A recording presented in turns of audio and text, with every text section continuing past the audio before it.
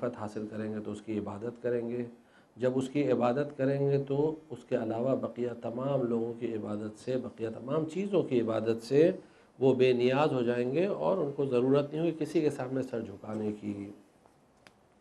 راوی نے سوال کیا کہ فرزند رسول اللہ کی معرفت کیا ہے؟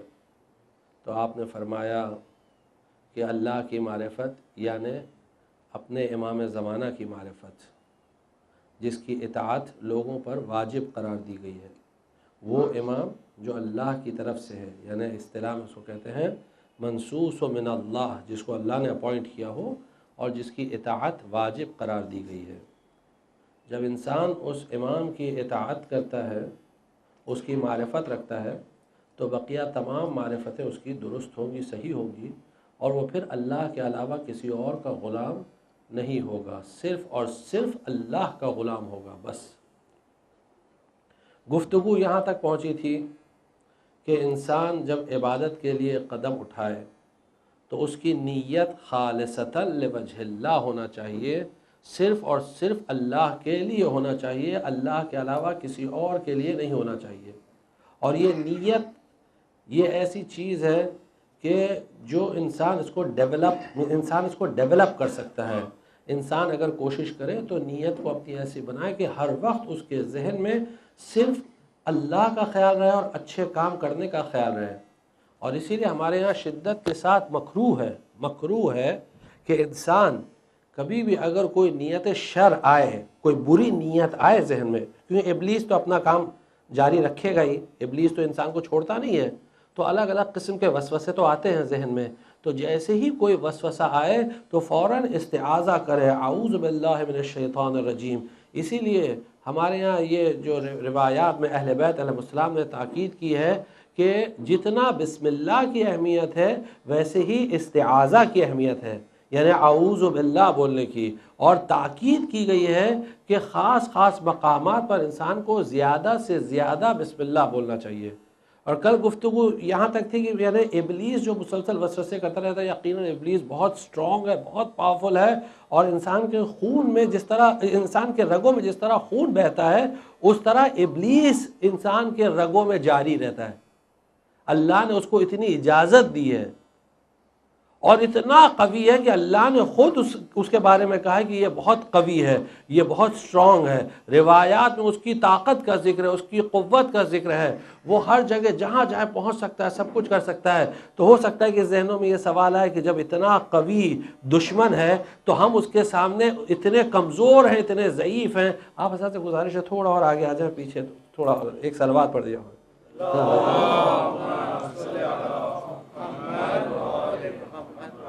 ایک اور صلوات بابا سے بتا۔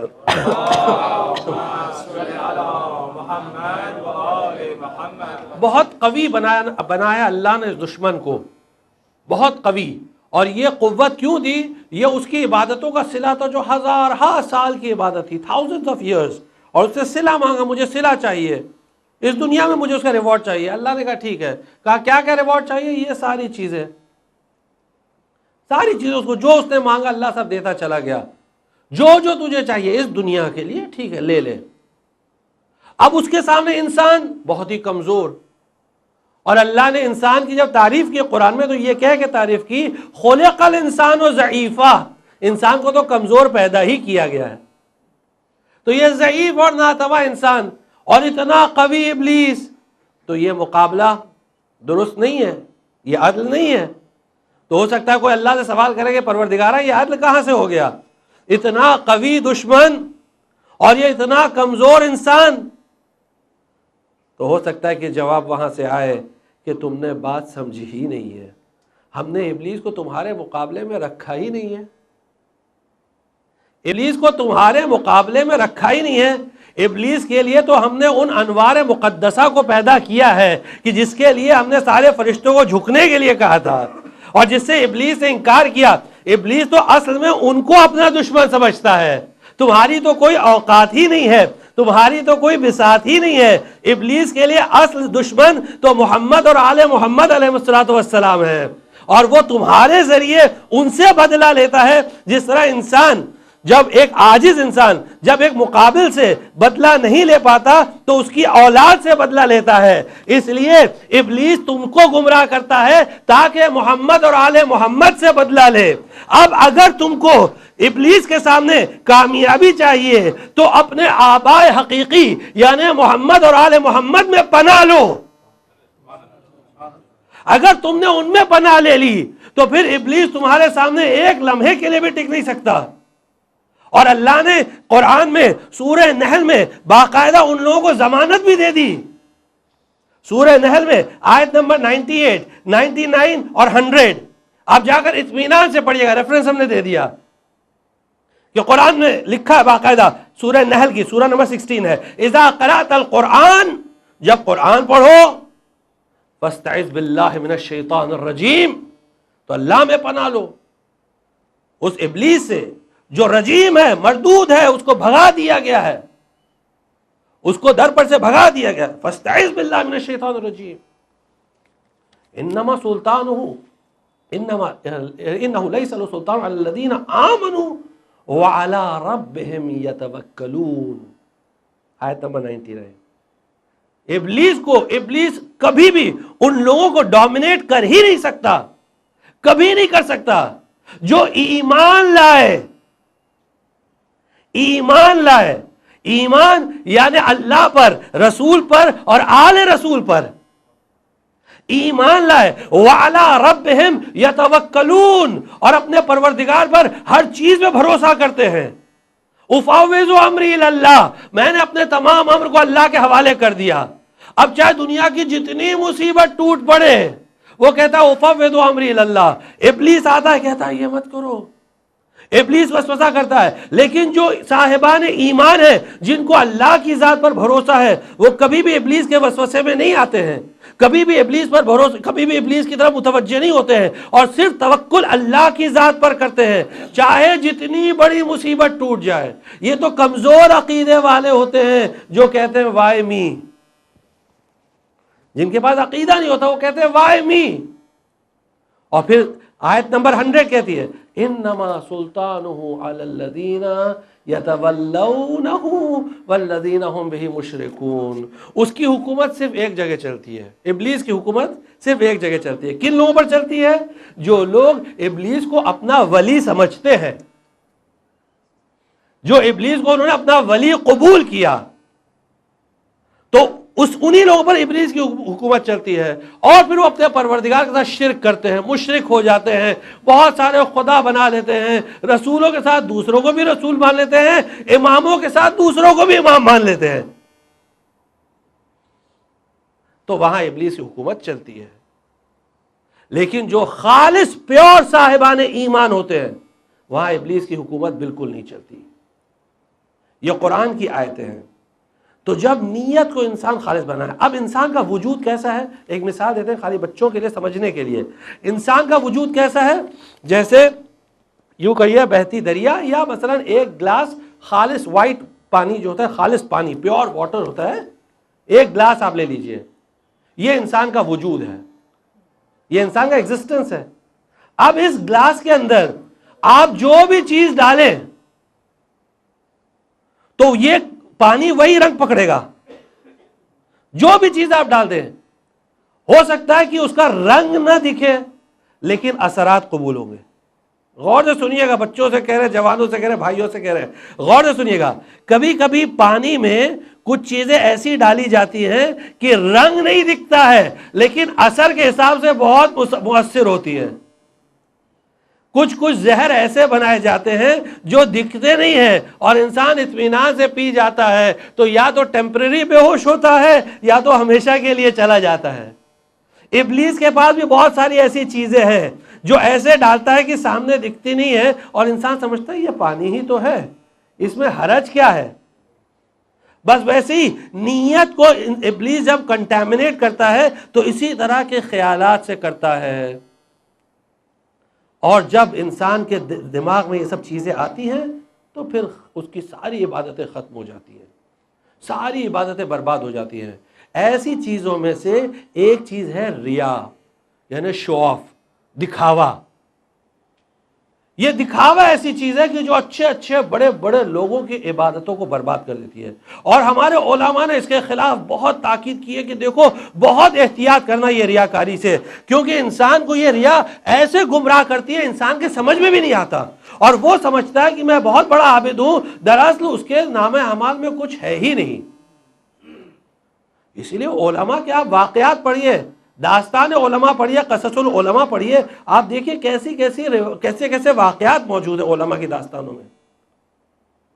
بہت بڑے عالم دین تھے، علامہ مجلسی کے والد تھے شیخ محمد تقی مجلسی. شیخ محمد تقی مجلسی، علامہ مجلسی کا نام شیخ محمد باقر مجلسی تھا. ان کے والد تھے شیخ محمد تقی مجلسی. شیخ محمد تقی مجلسی کے استاد تھے ملا عبداللہ شوستری. ملا عبداللہ شوستری، ان کو لقب ملا دیا گیا تھا کیونکہ بہت بڑے قابل عالم تھے. شیخ بہائی کے زمانے میں تھے. شیخ بہائی خود ایک بہت بڑے پائے کے عالم تھے. شیخ بہائی محدث بھی تھے، فقیہ بھی تھے، مرجع دینی تھے اس زمانے میں، اور ایسٹرونومر بھی تھے، میتھمیٹیشین بھی تھے. شیخ بہائی بہت بڑے عالم تھے، اور انہی کے ہم عصر تھے ملا عبداللہ شوستری. اور ان دونوں میں بڑی اچھی دوستی تھی، دونوں برابر پائے کے عالم تھے. ایک دن ملا عبداللہ شیخ بہائی سے ملاقات کرنے گئے. شیخ بہائی سے ملاقات کرنے گئے، آپ سمجھ لیجئے کہ ملا عبداللہ کیا درجہ تھا. دیکھیں آج کے زمانے میں ہم لوگ کسی کو ملا بولتے ہیں، ہاں، لیکن اس زمانے میں جب ملا بولا جاتا، آج بھی فارسی میں ملا یعنی بہت پڑھا لکھا. ملا فارسی میں آسانی سے سب کے لیے استعمال نہیں ہوتا. جب ایرانی جب گفتگو بھی کرتے نا تو بولتے ہیں خیلی ملا ہے، خیلی ملا بھی بہت پڑھا لکھا ہے. آج بھی تو ملا جب لقب کسی کو دیتے تھے بہت پڑھا لکھا، بہت پڑھا لکھا. تو ملا عبداللہ آئے شیخ بہائی سے ملاقات کر دیں. اب ملاقات کرنے یعنی دونوں گفتگو کر رہے تھے، اتنے میں نماز کا وقت ہو گیا. شیخ بہائی نے کہا کہ ملا نماز کا وقت ہو گیا ہے، ایسا کرتے ہیں کہ نماز پڑھ لیتے ہیں، آپ نماز پڑھائیے، میں آپ کے پیچھے پڑھ لیتا ہوں، جماعت کا ثواب مل جائے گا دونوں کو. یعنی آپ سمجھے شیخ بہائی اتنے بڑے عالم اور ملا عبداللہ کو آفر کر رہے ہیں کہ آپ آگے پڑھیے اور میں آپ کے پیچھے نماز پڑھوں گا. اب اس سے آپ ملا عبداللہ کا درجہ سمجھ سکتے ہیں کیا ہوگا. ملا عبداللہ تھوڑی دیر خاموش رہے، اس کے بعد کہنے لگے نہیں میں گھر پر ہی پڑھ لوں گا. یعنی گھر پہنچنے میں ان کو دیر لگ جاتی، لیکن پھر بھی انہوں نے کہا میں گھر پر پڑھوں گا، یہاں نہیں پڑھوں گا. چلے گئے. لوگوں نے بعد میں ملا عبداللہ سے پوچھا کہ آپ تو اتنے اول وقت کے پابند ہیں، نماز اول وقت ہمیشہ پڑھتے ہیں، اور یہاں شیخ بہائی آپ کے پیچھے نماز پڑھ رہے تھے، آپ یہ نماز چھوڑ کے گھر پہ جا کے فرادہ کی بات کر رہے ہیں. عجب ہے، عجیب بات ہے. ملا عبداللہ نے کہا کہ میں ایک لمحے کے لیے سوچا، میں نے کہا کہ شیخ بہائی جیسا آدمی میرے پیچھے نماز پڑھے گا اور میرے نیت میں کوئی تبدیلی نہ آئے، یہ ممکن نہیں ہے. اس لیے میں اپنی نماز خراب نہیں کرنا چاہتا تھا. یعنی اتنا بڑا عالم میرے پیچھے نماز پڑھے اور میں پھر یہ سوچوں کہ نہیں کچھ نہیں، یقیناً میری نیت پہ اثر ہوتا. ہو سکتا ہے ابتدا میں نہ ہو، بیچ میں ہو، کہیں نہ کہیں ابلیس آ کے وسوسہ کرے شیخ بہائی تمہارے پیچھے نماز پڑھ رہے ہیں. اب یہ جو اس لائن کے لوگ ہیں وہ زیادہ سمجھ سکتے ہیں کس طرح اس چیز کا اثر ہوتا ہے کہ اگر بہت بڑا مجمع ہے اور اس میں پیچھے کوئی دور سے آواز آتی ہے اللہ اکبر یا اللہ یا اللہ، تو اس کا بڑا اثر ہوتا ہے. ابلیس کہتا ہے ماشاءاللہ تمہارے پیچھے اتنے لوگ نماز پڑھ رہے ہیں، کیا زبردست مجمع ہے، کیا زبردست کراؤڈ ہے. یا مثلا مقررین ہوتے ہیں، بڑا مجمع دیکھ کے منقلب ہو جاتے ہیں، ماشاءاللہ اتنا بڑا مجمع ہم کو سننا ہے. ہوتا ہے، ابلیس کسی کو نہیں چھوڑتا. آدمی کے ذہن میں یہ سب خیالات آتے ہیں، یعنی ایک لمحے کے لیے بھول جاتا ہے کہ ہم کو سننے نہیں آئے ہیں، ہماری کوئی اوقات نہیں ہے، یہ سید الشہداء کے غم میں آئے ہیں، جناب زہرا کو پرسہ دینے آئے ہیں، ورنہ ہماری کیا بساط ہے، ہماری کیا حیثیت ہے. لیکن ابلیس آیا کہتا ہے ماشاءاللہ تم کو سننا ہے، ورنہ فولا جا کے دیکھو اس کے یہاں کوئی مجمع نہیں ہے، ہمارے یہاں مجمع. ابلیس یعنی کسی کو چھوڑتا نہیں ہے، اچھے اچھے بڑے بڑے مراجع کے پیچھے لگا رہتا ہے، حتیٰ کہ انبیاء کے پیچھے بھی پڑا رہتا ہے، اگرچہ اس کو یقین ہے کہ کامیاب نہیں ہوگا. اسے یقین ہے کہ انبیاء اور مرسلین کے نزدیک کامیاب نہیں ہوگا، پھر بھی ان کو نہیں چھوڑتا ہے۔ تو یہ ریاکاری ایسی چیز ہوتی ہے کہ جس میں یہ ابلیس کسی کو نہیں چھوڑتا۔ اب ریاکاری کی تعریف کیا ہے؟ اب یہ ایک حدیث سن لیجیے تاکہ ریا کا ڈیفینیشن ایک دم واضح ہو جائے۔ ایک صلوات پڑھ دیجیے محمد وعلی محمد۔ پیغمبر اکرم صلی اللہ علیہ وآلہ وسلم فرماتے ہیں ان قریب ایک ایسا زمانہ آئے گا جب لوگوں کے باطن یعنی انر سیلف جو ہے وہ بالکل خراب ہوں گے اور بالکل ہی ریچڈ اور بہت ہی خراب یعنی ایک دم ہی ایول ہوں گے، لیکن ان کے ظاہر بہت خوبصورت ہوں گے۔ ظاہر جو ہوگا بہت ہی خوبصورت ہوگا، یعنی جب ظاہر لوگوں کے سامنے آئیں گے تو عبادت کے ساتھ تسبیح اور دعا اور ذکر اور ایسا ظاہر کریں گے ان سے بڑا عابد کوئی ہے ہی نہیں دنیا میں، اور ہمیشہ اللہ اور رسول کی بات کریں، الحمدللہ سبحان اللہ ماشاءاللہ۔ لوگ کہیں گے یار جب یہ بات کرتے تو صرف اللہ کا ذکر، بس اس کے علاوہ کچھ نہیں۔ پیغمبر فرماتے ہیں ان کا ظاہر بہت خوبصورت ہوگا لیکن ان کا باطن ایک دم خراب ہوگا۔ کیوں؟ طمعاً فی الدنیا، ان کو صرف دنیا کی لالچ ہوگی تاکہ لوگ کہیں کہ یعنی اچھا کہیں اس کے بعد پھر کوئی بڑا یعنی ان کو موقع مل جائے۔ لا یریدون بہ ما عند ربہم، ان کو اللہ کے ثواب کی پرواہ ہی نہیں ہے، اللہ کے ثواب کی پرواہ ہی نہیں ہے۔ یہ جب بھی لوگوں کو دیکھیں گے تو قرآن نکالیں گے جیب سے، زیارت نکالیں گے اور اس طرح پڑھتے رہیں گے تاکہ لوگ کہیں گے واقعی بہت زبردست مذہبی آدمی ہے۔ یکون دینہم ریا، ان کا دین سوائے دکھاوے کا اور کچھ نہیں ہے، دین سوائے دکھاوے کا کچھ نہیں ہے، اور ان کے دل میں اللہ کا ذرہ برابر خوف نہیں ہے، ذرہ برابر بھی خوف خدا نہیں ہے۔ جب کسی کی یہ کیفیت ہوگی، جب قوم کی یہ کیفیت ہوگی، تو اگر وہ اللہ سے دعا بھی کریں گے، اور کیسی دعا؟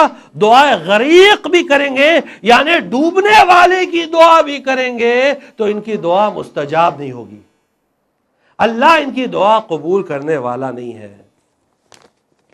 بڑی بڑی عبادتیں کریں گے، بڑی بڑی عبادتیں۔ بہت بڑے ایک عالم تھے، 3 صدی کے عالم تھے، 3rd سینچری کے، ان کا نام تھا حسین ابن سعید احوازی، 3rd سینچری کے عالم تھے۔ انہوں نے کتاب لکھی کتاب الزہد، اور یہ کتاب آج بھی موجود ہے، کتاب الزہد، پائٹی کے اوپر ہے، تقوی کے اوپر، زہد۔ اس میں وہ ایک حدیث نقل کرتے ہیں جناب ابو بصیر سے، جو کہتے ہیں کہ میں نے چھٹے امام صادق علیہ السلام سے سنا ہے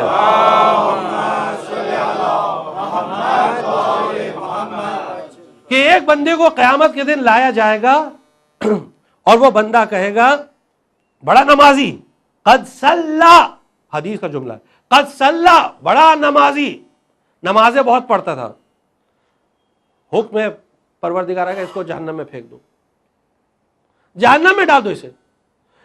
کہے گا یا رب پروردگارا، میں نے نماز پڑھی ہے تیرے لیے اور تو کہہ رہا جہنم میں ڈال دو، تیرے لیے نماز پڑھی ہے۔ تو آواز آئے گی نہیں، تو نے نماز پڑھی اس لیے تاکہ لوگ کہیں کتنی زبردست نماز پڑھتا ہے۔ ایک دوسرا بندہ لایا جائے گا اور کہا جائے گا اسے جہنم میں لے جاؤ۔ وہ کہے گا پروردگار میں تو قرآن سیکھتا تھا، پڑھنا، تفسیر، حدیث، ماشاءاللہ بڑا زبردست، کہا اسے جہنم میں پھینک دو۔ پروردگار میں قرآن سیکھتا تھا، کہا نہیں، تو نے میرے لیے قرآن نہیں سیکھا، تو نے اس لیے سیکھا تاکہ لوگ کہیں کہ یہ بڑا عالم ہے قرآن کا، اسے بڑا علم ہے قرآن کا، کتنی تفسیر سے واقف ہے یہ۔ یعنی جب لوگ تعریف کریں ماشاءاللہ۔ دیکھیے کبھی کبھی مولا کائنات کی حدیث بھی ہے کہ جب کوئی منہ پر تعریف کرے سمجھو قتل کر رہا ہے اسے۔ کچھ لوگ اس کے اسپیشلسٹ ہوتے ہیں، ان سے بچیے، یہ چاہتے ہیں اتنا چڑھائیں اور سامنے والا خوش ہو جاتا ہے کہ دیکھو ماشاءاللہ یہی ایک ہی آدمی نے قدر کی۔ ایسے چڑھانے میں کبھی مت آئیے، اور کبھی ایسے لوگوں سے خوش مت ہوئیے جو تعریف کرتے ہیں منہ کے اوپر، جاؤ یار اپنا کام کرو۔ واقعی یہ بہت امپورٹنٹ چیز ہے۔ اب یہ جیسے کل بھی ہم نے بتایا کہ حالات بہت خراب ہیں آج کل تو پورا ماحول بدل گیا ہے کہ یعنی دوسرا ہی ماحول ہو گیا، اس لیے زیادہ بولنا مناسب نہیں ہے۔ تو کہا تعلمت القرآن، آواز آئے گی نہیں. تو صرف اس لیے کہتا تھا کہ تاکہ لوگ کہیں کیا زبردست آواز ہے, کیا زبردست علم ہے قرآن کا. جہنم میں ڈال دو اسے. تیسرے کو لایا جائے گا, بڑا مجاہد, نامور مجاہد, کہا پروردگار میں نے تیری راہ میں جہاد کیا. کہا نہیں, جب تو میدان میں اترا تیرے ذہن میں یہ خیال تھا کہ لوگ کہیں کیا شجاع ہے, اس لیے نہیں کہ اللہ کے لیے, اس لیے کہ بڑا بہادر ہے یہ, اسے جہنم میں ڈال دو. پھر چوتھے کو لایا جائے گا جس نے بہت مال خرچ کیا اللہ کی راہ میں, کہے گا پروردگارا میں نے تیری راہ میں اتنا پیسہ خرچ کیا ہے. آواز آئے گی نہیں, تو نے میرے لیے نہیں کیا, تو نے اس لیے کیا تاکہ لوگ کہیں کتنا سخی ہے, بڑا سخی ہے. تو یہ سخاوت کا لیبل لگانے کے لیے تو نے پیسہ خرچ کیا, ورنہ تیرے دل میں اس لیے نہیں تھا.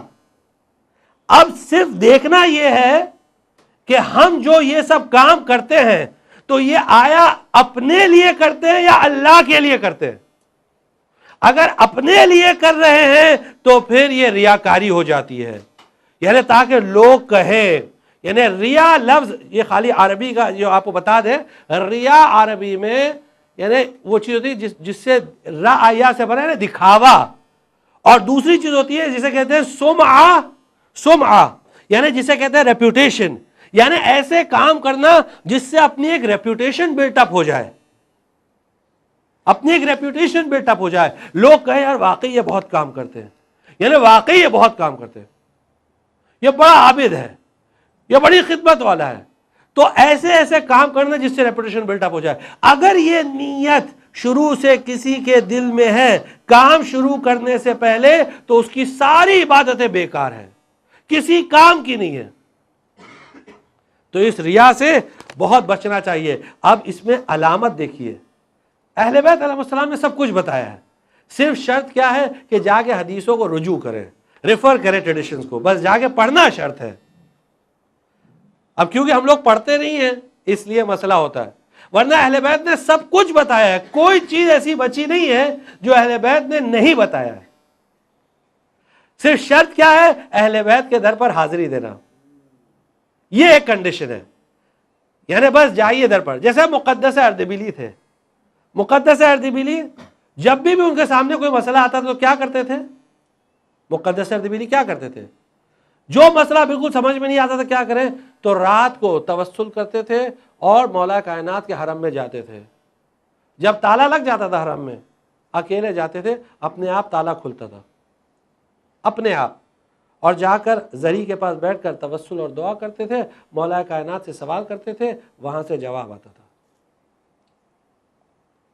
یہ باقاعدہ ایک دم مسلم چیز ہے, یعنی جواب آتا تھا اور مقدس اردبیلی دوسرے دن جواب دیتے تھے. اور یہ ائمہ علیہ السلام کی زندگی میں اس طرح کے بہت سارے آپ کو واقعات ملیں گے زندگی میں. مثال کے طور پر ہشام ابن حکم کا آپ کے سامنے 2 دن ذکر کیا. ایک دن ہشام ابن حکم کا ایک ڈیبیٹ ہوا ایک زندیق کے ساتھ. زندیق نے جو اللہ پر ایمان نہیں رکھتا اسے کہتے ہیں زندیق, لیکن مسلمانوں میں زندگی بسر کرتے تھے, لیکن ایکچولی نہ اللہ پر ایمان رکھتے تھے, نہ رسول پر, نہ قیامت پر, صرف لیکن مسلمانوں میں زندگی بسر کرتے تھے, اس لیے ان کو ٹائٹل زندیق دیا جاتا تھا. تو ایک دن ایک زندیق تھا جس کا نام تھا ابن ابی الاوجاع, اس نے ہشام ابن حکم سے سوال کیا. ہشام اس کے سوال سے دنگ رہ گئے, ہشام کے پاس جواب ہی نہیں تھا. ہشام نے کہا کہ مجھے تھوڑا سا موقع دو پھر میں جواب دیتا ہوں, تھوڑا موقع دے دو بس. اور یہ بول کے چلے گا. اب ہشام جاتے کہاں ہشام امام کے پاس آئے, کہا مولا ایک سوال ہے. کہا کیا سوال ہے؟ یہ سوال ہے. امام نے فوراً جواب دیا. جیسے ہی جواب دیا فوراً ہشام گئے اس زندیق کے پاس, کہا جواب سن لو, جواب یہ ہے. ابن ابی الاوجاع نے سنا, کہا کہ یقیناً یہ تمہارا جواب ہے ہی نہیں, یہ جہاں سے آ رہا ہے میں وہ بھی سمجھ رہا ہوں. اگرچہ زندیق تھا لیکن کہنے لگا جہاں سے آ رہا ہے میں وہ بھی سمجھ رہا ہوں, کیونکہ ہشام اس کے سامنے بہرحال بچے تھے عمر میں, اور یہ پرانا تھا, ایک دم گھاگ زندیق تھا, معمولی نہیں تھا. یعنی یہ وہ تھا جس نے کہا کہ اگر انسانوں میں فرشتہ دیکھنا ہے تو اسے دیکھو, یعنی جعفر ابن محمد علیہ السلام.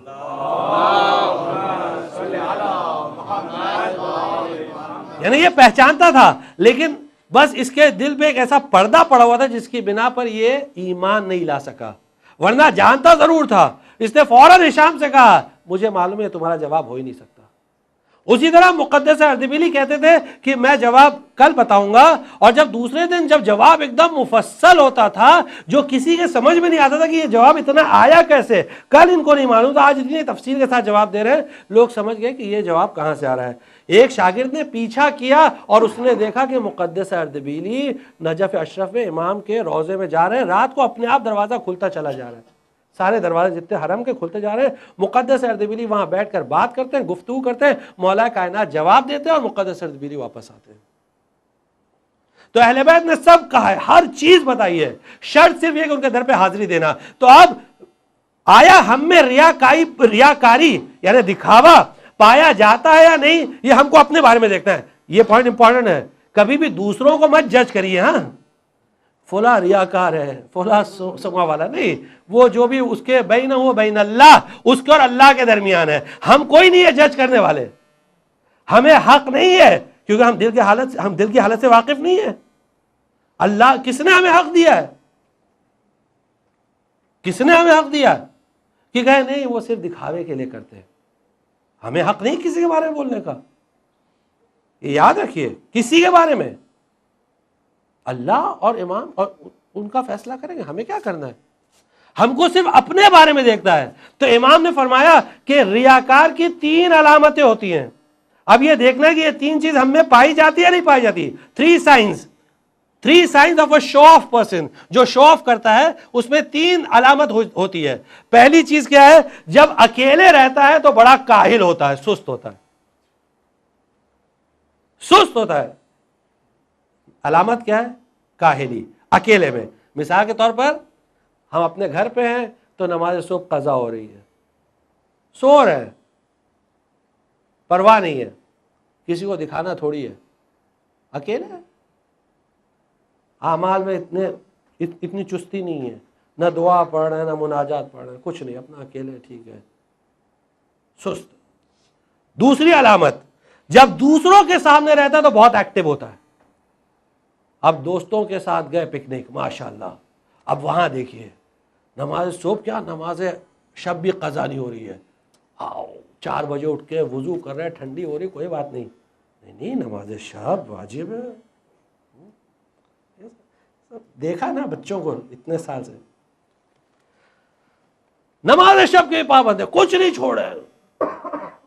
دیکھیں ٹھیک ہے، بچوں کی ہمت افزائی کرنا چاہیے، ایسے ان کو ڈسکریج نہیں کرنا چاہیے، لیکن بہرحال ایک بات بتا رہے خود بچوں کے لیے، جوانوں کے لیے، کہ خود اپنے آپ کو دیکھیں، آیا گھر پہ بھی ایسا کرتے ہیں یا خالی پکنک میں دوستوں کے سامنے کر رہے ہیں؟ نہیں، دوسرے کے دکھاوے کے لیے کر رہے ہیں، ایسا نہیں ہونا چاہیے۔ عمل باطل، ختم، عمل باطل ہو جاتا ہے، بلکہ باطل نہیں، لاس بھی ہے، نیند بھی خراب ہوئی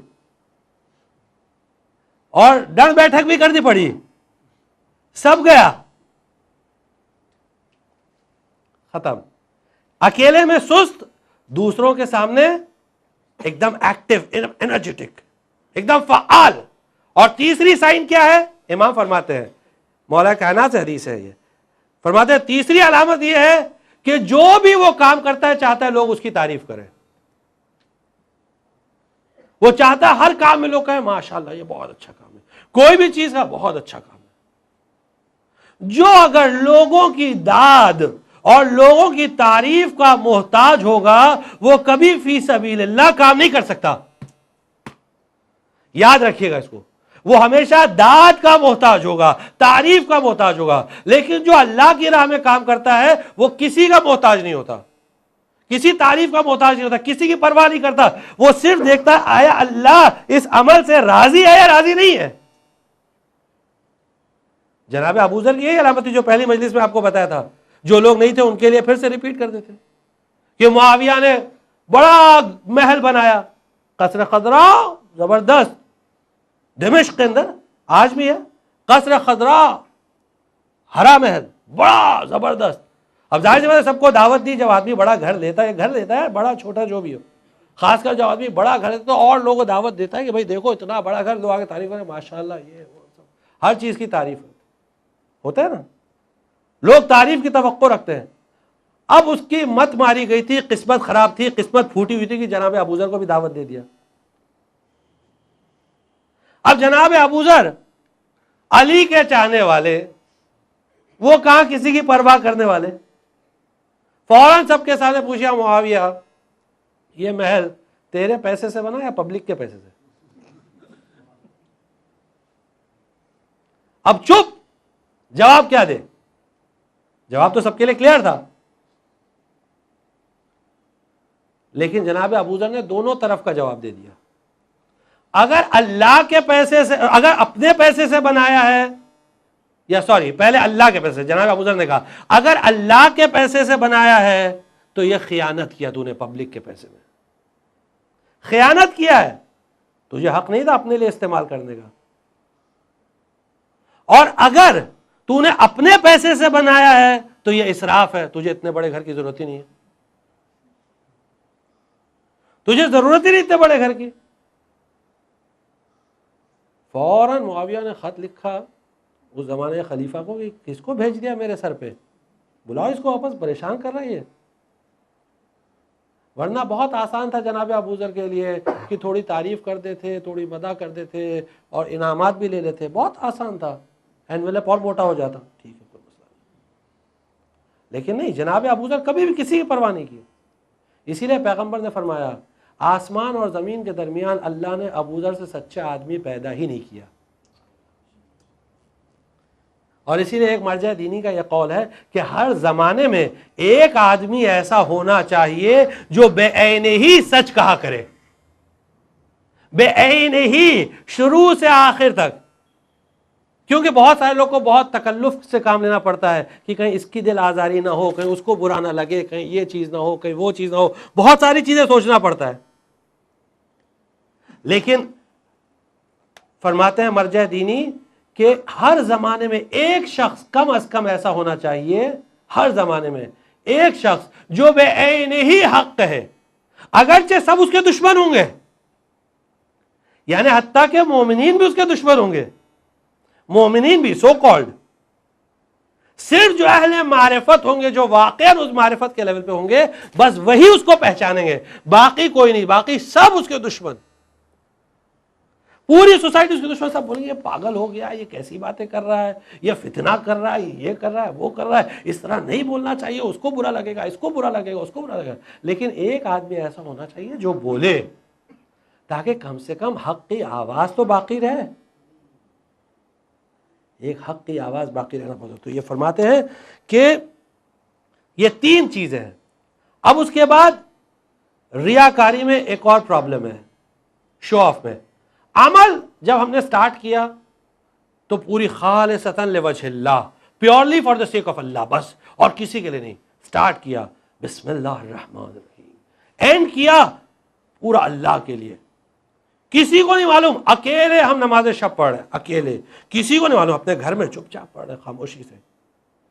لیکن یہ نماز شب ہے نا، اس کی کچھ ایسی تاثیر ہوتی ہے کہ یہ پیٹ میں بچتی نہیں ہے، اس کی تاثیر ہوتی ہے. علامہ مجلسی نے بحر الانوار میں ایک بہت اچھا واقعہ نقل کیا ہے، بہت عمدہ واقعہ ہے. کہتے بنی اسرائیل میں ایک شخص تھا جو مشہور تھا اپنی عبادت کے لیے، بہت عبادت کرتا تھا، زبردست عبادتیں کیا کرتا تھا. کہتے ہیں کہ قیامت کے دن جب اس کو مبعوث کیا جائے گا، قیامت میں اس کو ریسیٹ کیا جائے گا اور وہ اپنے نامہ اعمال کو دیکھے گا تو دیکھے گا کچھ نہیں ہے، زیرو، بلکہ اہل جہنم میں ہوگا. جب وہ پوچھے گا پروردگارا میں تو اتنی عبادت کرتا تھا اور اس کا صلہ یہ، تو جواب کیا ہوگا؟ بہت زبردست جواب ہے. دیکھیے حدیث میں کیا ایک ایک چیزیں بیان کی جاتی ہیں. آواز آئے گی کہ جب تو عبادت کرتا تھا تو لوگوں کو بتاتا تھا کہ میں نے یہ عبادت کی، تو تیرا انعام، سنیے گا غور سے حدیث کا جملہ، تیرا انعام ہم نے وہ لذت اور پلیجر رکھی تھی جو تو بتانے سے حاصل کرتا تھا. لوگوں کو بتانے سے جو تجھے مزہ ملتا تھا، اور لوگ تیرے بارے میں جو رائے قائم کرتے تھے، اوپینین، کہ بڑا عابد ہے، یہ بہت عبادت کرنے والا ہے، تو وہ ہم نے تیری دنیا کے لیے انعام رکھ دیا. تو معلوم یہ ہوا کہ اصل عبادت گزار وہ ہوتا ہے جو عبادت کرتا ہے، خدمات انجام دیتا ہے، ساری چیزیں کرتا ہے، لیکن وہ ظاہر نہیں کرتا ہے، لوگوں کو بتاتا نہیں ہے. اسی لیے حدیثوں میں ملتا ہے کہ جب کوئی شخص کسی عمل کو انجام دیتا ہے تو اس کے لیے عبادت کا ثواب لکھا جاتا ہے. کون سی عبادت؟ عبادت سر، یعنی چھپی ہوئی عبادت جس کا صلہ بہت زیادہ ہے، جس کا ریوارڈ بہت ہے.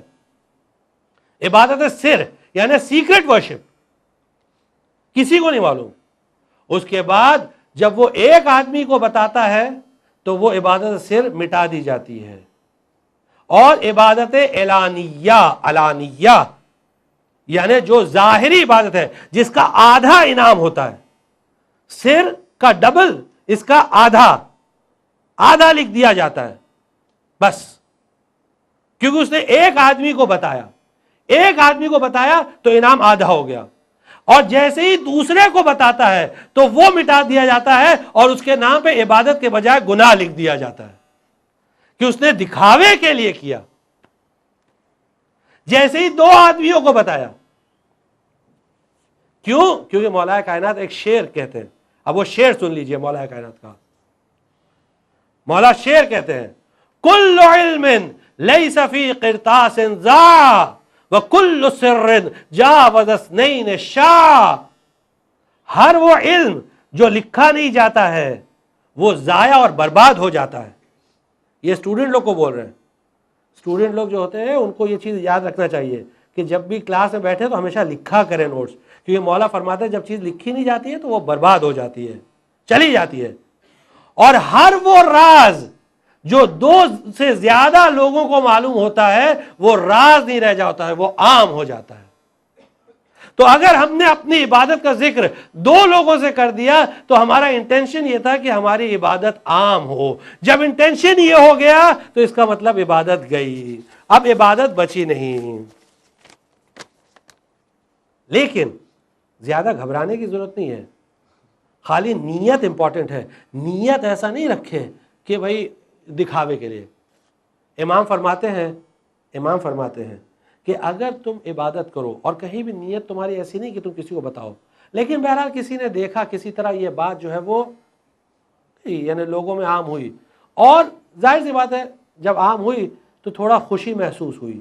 اگر خوشی محسوس ہوئی تو راوی نے امام سے پوچھا آیا یہ خوشی ریاکاری میں، دکھاوے میں شامل ہوگی؟ امام نے کہا نہیں، یہ دکھاوے شامل نہیں ہوگی، بلکہ یہ ایک نیچرل چیز ہے، طبیعی چیز ہے کہ انسان اپنی جب تھوڑا سنتا ہے کہ ہاں بس عبادت گزار ہے، خوش ہوتا ہے، اس میں کوئی حرج نہیں ہے. کیوں؟ نیت نہیں تھی. دیکھیں نیت بہت امپورٹنٹ ہے. نیت نہیں تھی کہ دکھائے، تو اس لیے اگر خوشی ہو رہی کوئی مسئلہ نہیں، اس میں کوئی حرج نہیں ہے. اب اس میں دو پوائنٹس اور ہیں بس آپ کی خدمت میں. ایک پوائنٹ یہ ہے کہ اگر یعنی ریاکاری یعنی دکھاوے کے لیے کوئی چیز کرنا کب جائز ہے، کب جائز ہو جاتا ہے، یہ امپورٹنٹ ہے.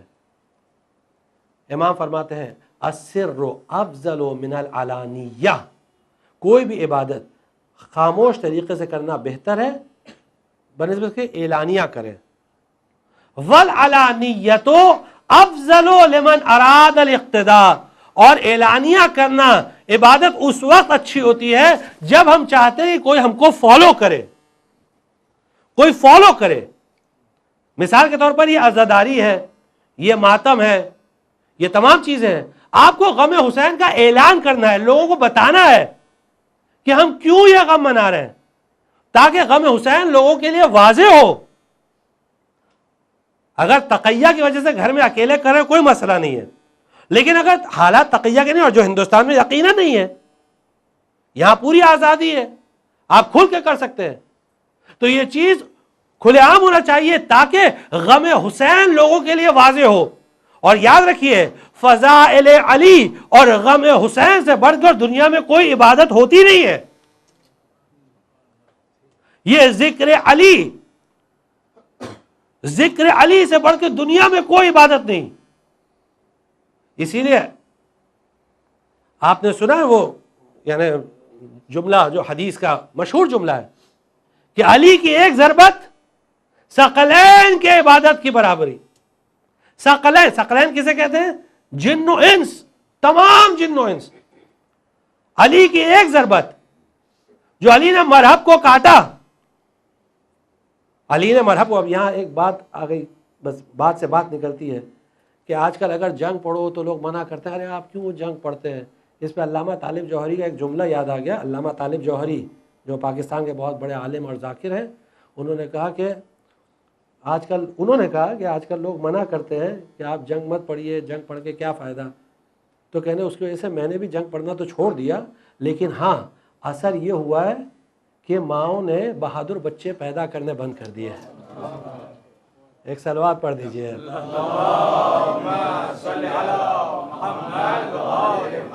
یہ ان کا جملہ ہے اور حقیقت ہے، واقعاً حقیقت ہے. اس کے اثرات سوسائٹی میں ہیں، کیونکہ جنگیں پڑھنا بند ہو گئی تو اثرات ہم دیکھ رہے ہیں.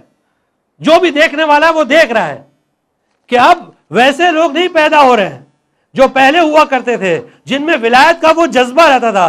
اب تو ایسا ہے کہ بالکل اس کا اپوزٹ ہو گیا سب چیز. تو اب جو مولا کائنات کی جو ضربت کا ذکر ہے، تو ایک ضربت ذکر علی عبادہ، علی کا ذکر عبادت ہے. جنگوں کا ذکر ہونا چاہیے، جنگوں کا ذکر ہونا چاہیے. ابھی حال ہی میں ایک سفر میں باہر، انڈیا کے باہر، ایک صاحب نے کہا، اعتراض کیا، کہنے لگے، یعنی واقعی آپ سنیے غور سے اعتراض، کہنے لگے کہ مثلا آپ جانتے کہ مرحب کو کس طرح مولا نے کاٹا تھا؟ جب ذوالفقار ماری مرحب کو سر پر، تو کاٹتی ہوئی ذوالفقار زمین تک پہنچ گئی. تو آغا سروش کہتے ہیں کاٹ کر مرحب کو جب زمین تک پہنچی ذوالفقار، شہ پہ جبریل سے صدا آئی کہ بس، یعنی ابھی شعر یاد نہیں ایگزیکٹلی، مثلا جبریل نے کہا بس علی، ورنہ زمین کٹتی چلی جائے گی، زمین کٹتی چلی جائے گی، زلزلہ آ جائے گا. شہ پر جبریل سے صدا آئی کہ بس. تو ایک صاحب نے کہا، انڈیا میں نہیں باہر، کہنے لگے کہ انگریزی تھوڑا زیادہ بول رہے تھے اس لیے تھوڑا ان کو، I don't think this is correct. میں کیوں؟ کہا یہ عقل میں بات نہیں آتی ہے، کیسے ایک تلوار ایسے کاٹ سکتی ہے؟ شیعہ مومن، آپ سوچئے، یہ دیکھیں عقیدہ کمزور ہو گیا. کیوں؟ کیونکہ ممبروں سے فضائل کم ہو گئے، یہ اثر ہوتا اس کا. اب کہتے ہیں کہ مجھے تو سمجھ میں نہیں آتی بات، کیسے ہو سکتی ہے ایک تلوار اس طرح کاٹتی چلی جائے؟ I think this is exaggeration. یہ مبالغے سے کام لیا، یہ پاسبل نہیں ہے، عقل اس کو ایکسپٹ نہیں کرتی ہے.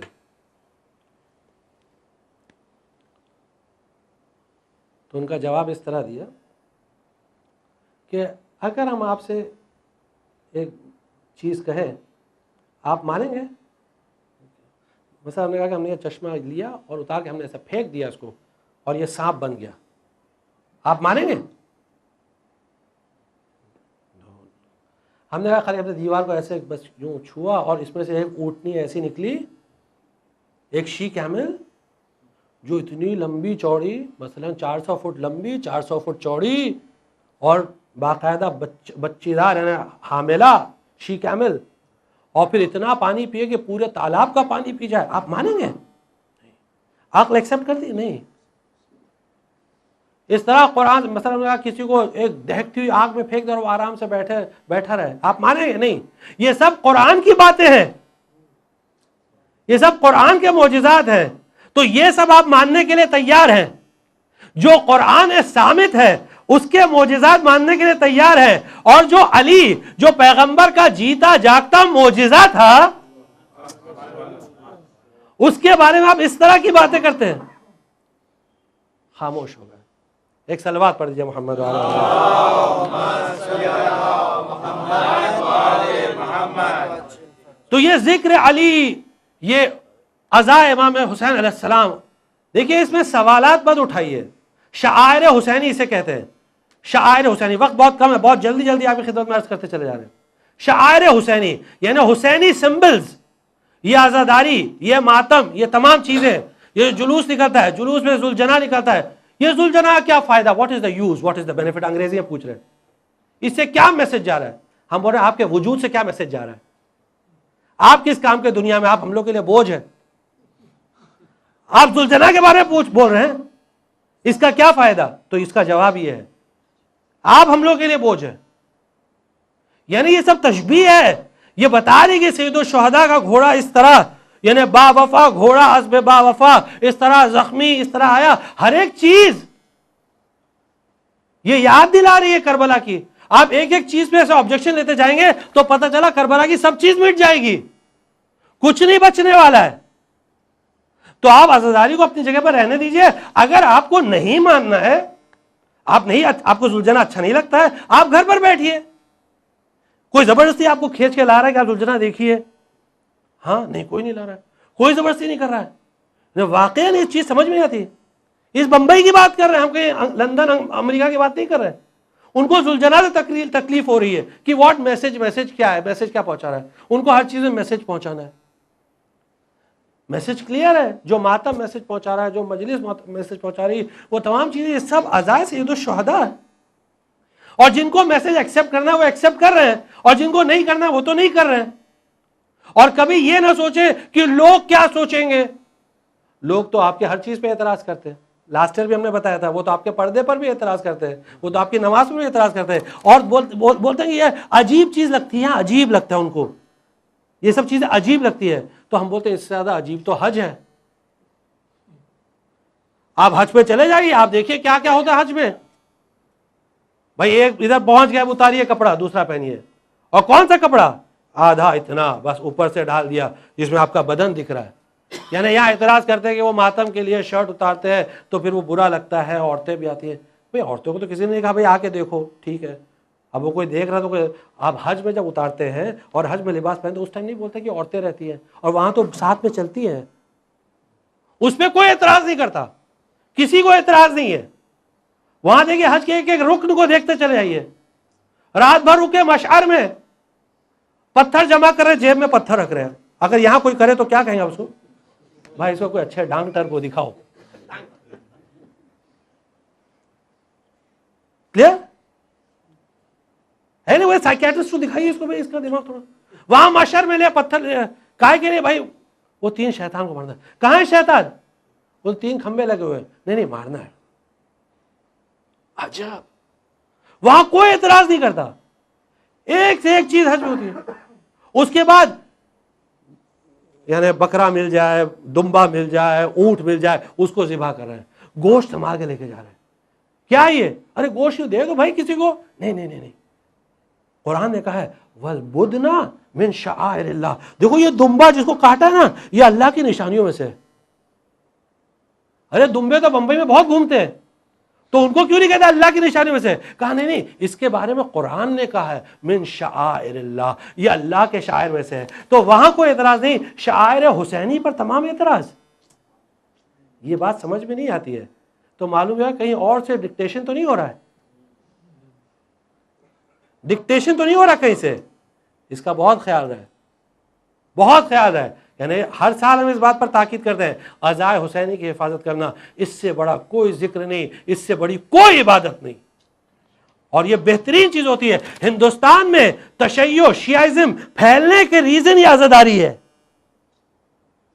یہاں تک کہ محدث دہلوی نے اپنی کتاب تحفہ اثنا عشری میں لکھا ہے کہ اگر تحفہ اثنا عشریہ میں لکھا ہے کہ اگر ہم نے اس پر جلدی کوئی روک نہ لگائی تو ان قریب پورے ہندوستان میں کوئی ایسا گھر نہیں بچے گا جہاں شیعہ نہ ہو. یہ محدث دہلوی نے اپنی کتاب تحفہ اثنا عشری میں لکھا ہے. ہم نے کہا آج بھی کتاب موجود ہے، آپ جا کے دیکھ سکتے ہیں. اردو میں موجود ہے، انگلش میں موجود ہے، بک اویلیبل ہے. محدث دہلوی بہت بڑا محدث تھا، شیخ عبدالعزیز دہلوی. پھر وہ بات الگ ہے کہ ہمارے علماء اس زمانے میں زندہ دل تھے اور ایسے پریشان حال نہیں رہتے تھے جیسے آج. یعنی 53 جواب لکھا، 54 جواب ایک کتاب کا. ایک کتاب اس نے لکھی 54 جواب. بہرحال یہ جذبہ ہونا چاہیے دین کا، یہ ذکر، یہ تمام چیزیں. اور واقعاً یہ جذبہ اگر ہم کو سیکھنا ہے تو کربلا سے سیکھیں.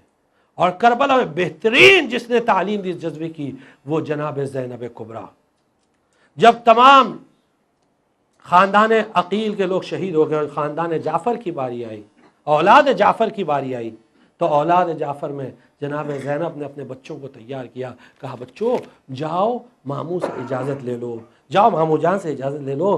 بچوں نے کہا کہ اماں آپ ہی چل کے اجازت دلا دیجئے، آپ ہی چل کے دلا دیجئے. اب زینب دونوں بچوں کو لے کر آئیں، اب لے کر آئیں، سجا کر تیار کر کے لے کر آئیں اور حسین کے سامنے آ کر کھڑی ہو گئی. اب حسین سے بہتر زینب کے دل کا حال کون جانتا ہے؟ بہن کیوں آئی ہو، کیا وجہ ہے؟ کہا بھیا ان بچوں کو آپ کے قربان کرنا چاہتی ہوں. حسین نے انکار نہیں کیا، قربانی کا دن تھا. کہا جاؤ بہن میں نے اجازت دے دی. اب جیسے اجازت دی تو جناب زینب نے بچوں کو نصیحت کرنا شروع کی، نصیحت کرنا شروع کی. دو نصیحتیں کی کہ بچوں جا کر جنگ کرنا تو ایسی جنگ کرنا کہ لوگ کہیں کہ یہ جعفر طیار کے پوتے ہیں اور حیدر کرار کے نواسے ہیں. کہ میر انیس کہتے ہیں تم کیوں کہو کہ لال خدا کے ولی کے ہو، فوجیں پکار اٹھے کہ نواسے. تم کیوں کہو کہ لال خدا کے ولی کے ہیں، فوجیں پکار اٹھے کہ نواسے علی کے ہیں. تو بچوں دیکھو میدان جنگ کو چھوڑ کے جانا نہیں. اور دوسری چیز یہ کہ میں جانتی ہوں کہ تم 3 دن سے بھوکے اور پیاسے ہو، لیکن پانی کی طرف رخ بھی نہ کرنا، خیال بھی نہ آنے پائے، کیونکہ خیمے میں سکینہ پیاسی ہے، علی اصغر پیاسا ہے، بچے پیاسے ہیں. اب دونوں شہزادے آؤ نا محمد چلے جنگ کے لیے، لڑنے کے لیے. ایسا جہاد کیا کہ ایک بھائی نے میمنے پر اور دوسرے نے میسرے پر ایسا حملہ کیا کہ فوج اشقیہ کو کاٹتے ہوئے چلے گئے کہ عمر سعد کو چلانا پڑا، ارے تم ان سے ایسے مقابلہ نہیں کر سکتے ہو، یہ بنی ہاشم کے بچے ہیں، ان کو گھیر کے مارو. اب اشقیہ نے گھیرا، اب کسی نے تیر مارا، کسی نے بھالا، کسی نے پتھر، اب جس کے ہاتھ میں جو آیا جیسے آیا، بچے گرے زمین پر، ماموں کو صدا دی. حسین چلے، بھیا عباس قوت بازو کو ساتھ لیا. جب تک میدان میں آتے دونوں بچوں نے دم توڑ دیا. ارے جان ہی کتنی تھی، بچوں نے دم توڑ دیا. اب ایک کا لاشا حسین نے اٹھایا، دوسرے کا لاشا عباس نے اٹھایا، لا کر خیمے میں رکھا. اب جو لا کر رکھا فضا آئی، کہا بی بی شہزادے آ گئے. زینب مسلح پر تھی. مقتل کا جملہ ہے کہ زینب نے کہا آئے کیوں؟ میں نے انہیں آنے کے لیے تو نہ کہا تھا، ارے میں نے تو انہیں مرنے کے لیے کہا تھا، آئے کیوں؟ فضا نے کہا بی بی ارے ذرا چل کے دیکھ تو لیجئے. اب جو زینب نے دیکھا تو ایک طرف اور دوسرے طرف محمد، زینب سجدے میں چلی گئی. پروردگارا تیرا شکر ہے، تقبل منا. سيعلم الذين ظلموا حق آل محمد، سيعلم الذين ظلموا حق آل محمد أي منقلب ينقلبون إنا لله وإنا إليه راجعون. رجمنا قضائه تسليما لأمر لا معبود سواه. پروردگار امام زمان علیہ السلام کے ظہور میں تعجیل فرما، ہم کو ان کے اعوان و انصار میں شمار فرما. پروردگارہ جو لوگ پریشان حال ہیں ان کے پریشانیوں کو دور فرما، جو مقروض ہیں ان کے قرضوں کو ادا فرما، جو لا ولد ہیں ان کو اولاد نیک اور صالح عطا فرما. بحق الحسین ان کو نیک اولاد نیک اور صالح عطا فرما. بحق فاطمہ ان کو اولاد نیک اور صالح عطا فرما. پروردگارہ جو لوگ مریض ہیں ان کو شفاء کامل و عاجل عطا فرما. پروردگارہ ہم کو دنیا میں زیارت حسین اور آخرت میں شفاعت حسین سے مشرف فرما۔ ایک مرتبہ سورہ فاتحہ اور 3 مرتبہ قل اللہ کی تلاوت فرما کے جناب شعبان علی کانٹریکٹر اور کانٹریکٹر فیملی، لادی والا فیملی اور مرچنٹ فیملی کے تمام جملہ مرحومین و مرحومات کو بخش دیجیے۔